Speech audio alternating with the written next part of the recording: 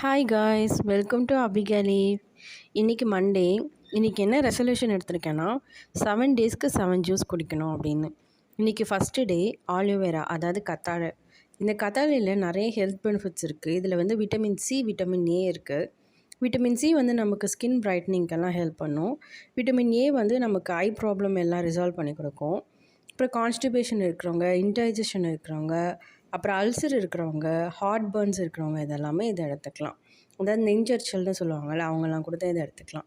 அதுக்கு கத்தாழை எடுத்து சைடில் 2 பக்கமும் குட்டி குட்டி முள் இருக்கும், அதை வந்து பீல் பண்ணி எடுத்துக்கணும். அப்புறம் முன்னாடி இருக்க ஸ்கின்னை உரிச்சிட்டு உள்ளே ஒயிட் கலரில் ஒரு ஜெல்லி பல்பு மாதிரி இருக்கும், அதை மட்டும் தனியாக எடுத்து வச்சுக்கணும்.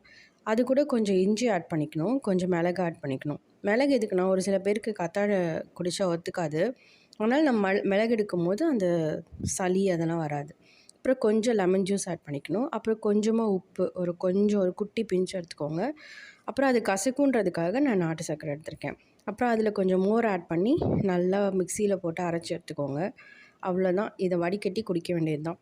அட்லீஸ்ட் மந்த்லி ஒரு ட்வைஸ் கூட எடுத்துக்கலாம். தினமும் எடுத்துக்கணும்னு இல்லை, ட்வைஸ் எடுத்தால் அதில் நிறைய சேஞ்சஸ் நமக்கே தெரியும். தேங்க்யூ.